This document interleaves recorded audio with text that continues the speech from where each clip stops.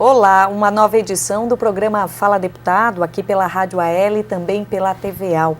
Aqui no programa você tem a oportunidade de conhecer um pouco mais do trabalho desenvolvido pelos deputados estaduais. Hoje eu vou conversar com o deputado Eni Voltolini, do PP, que está cobrindo aqui a licença do deputado estadual Reno Caramori. Deputado, muito obrigada por ter aceitado o nosso convite, está presente aqui nos estúdios da TVAL e da Rádio AL. E eu começo falando de um assunto que o senhor tem conhecimento e que é bastante oportuno para o momento atual brasileiro e catarinense, que trata-se do ICMS ecológico.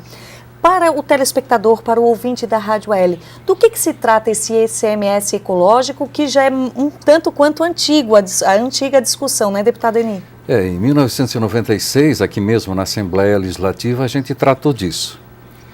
À época, esse conceito que agora é adotado, chamado de pagamento de serviços ambientais, era traduzido por aquele outro conceito, ICMS ecológico, ou seja, eu faço com que pessoas que, em nome da ecologia, cuidam do meio ambiente, possam ter algum tipo de benefício fiscal.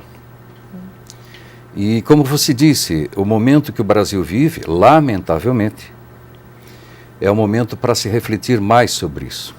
Porque nós estamos falando de racionamento. Alguns falam de racionalização.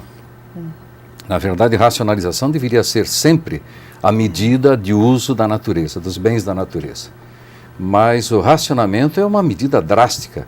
É aquele momento onde que você não vê outra alternativa senão cancelar, interromper o suprimento de algum tipo de benefício. E a água, no Brasil, sempre foi considerada um bem natural e em grande abundância. E agora nós estamos discutindo a escassez dela.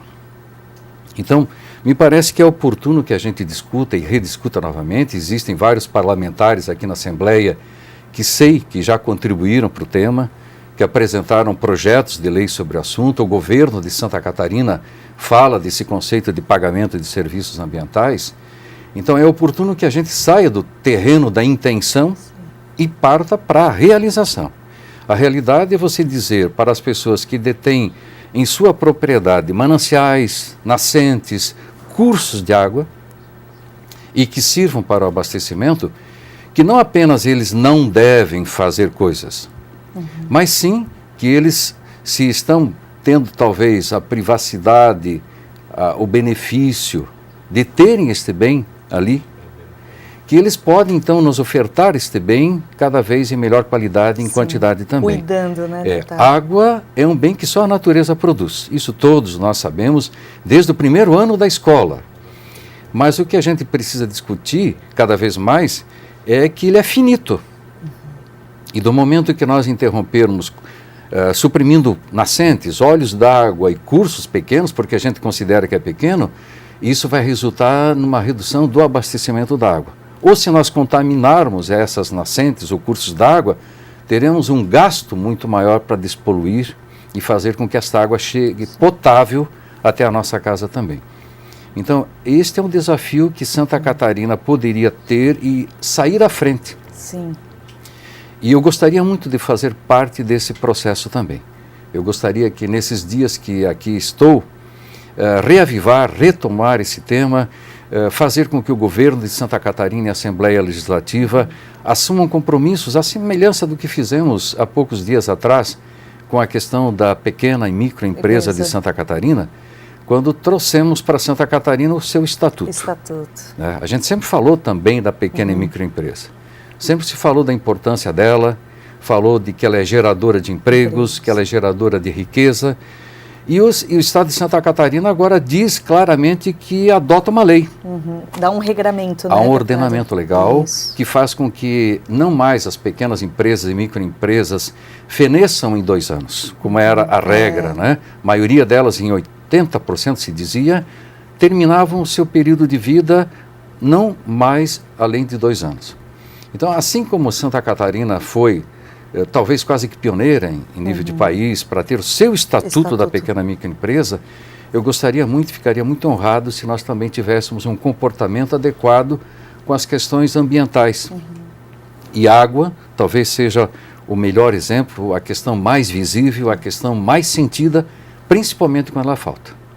Deputado, Outra questão que o senhor também discute em plenário e nas reuniões e encontros aqui dentro da Assembleia Legislativa, trata-se da questão orçamentária dos municípios. A gente sabe que os municípios estão vivendo também uma espécie de crise, né, no que diz respeito ao seu orçamento, ao que ele recebe da União ou que ele recebe dos impostos arrecadados. Qual a sua opinião, deputado, no que diz respeito às cidades e, claro, às cidades catarinenses? Eu acho que as câmaras, tanto de vereador, o Congresso Nacional especialmente, têm cometido alguns equívocos. Nós temos transferido aos municípios toda a gama de responsabilidade. Cuidar melhor da saúde, cuidar melhor da educação, cuidar melhor da segurança pública, e nem sempre se pergunta qual é a equação financeira para bancar esse compromisso. Quando em 88 nós tivemos a última Constituição Nacional desse país, apelidada de Constituição Cidadã, que na verdade ofereceu uma porção de direitos, mas que não atrelou a concessão dos direitos à equação financeira, normalmente, nós tínhamos uma tripartição de recursos um pouquinho melhor para os municípios. E se dizia que todos os tributos do país sempre seriam tripartidos daquela mesma forma, na mesma percentagem. Houve um subterfúgio adotado pela área federal quando criou as chamadas contribuições financeiras. Como elas não estavam listadas dentro dessa gama de tributos, o conjunto da contribuição financeira foi drenado para a área federal. E hoje o retrato disso é 60% está na área federal, nós estamos com 24% na área estadual e 16% apenas do que se arrecada no ambiente municipal. Bom, se lá tudo acontece, se lá que as pessoas vivem, se lá que tem que ser prestado o serviço, então nós temos que ir ao encontro da equação financeira e não fazer com que o caminhar dos prefeitos para Brasília seja uma rotina. Hoje, ir a Brasília para pedir recurso passou a ser parte da agenda regular de prefeitos. Não deveria ser assim. Nós temos que mudar essa situação. O município precisa ter recursos suficientes, bem geridos naturalmente, para que as suas necessidades básicas sejam atendidas. Eu sei que muito já se falou sobre isso. Eu sei que não estou falando de nenhuma novidade também, né? Mas eu também sei que se nós não continuarmos a falar sobre isso, se a gente entender que não adianta, que não vai conseguir, aí sim, né, que a gente entrega os pontos, a gente se rende ao problema, e acho que isso ao deputado estadual, seja quem for, ao vereador, à liderança, esse é um direito que nós não temos. Se a gente tem problema, a gente tem que enfrentar. E eu espero poder fazer parte desta solução. Deputado, aqui na Assembleia Legislativa, este assunto, a questão do Pacto Federativo, já foi bastante discutido, os parlamentares tentam viabilizar. O senhor acredita que existe uma forma de que esse pacto seja realmente revisto? Claro que sim. A hora que esses quase 5.600 municípios deixarem de apenas se conformar com uma eventual emenda parlamentar aqui, ali ou acolá, isoladas, um benefício, né, deputado? Entendendo que ele resolveu momentaneamente seu problema.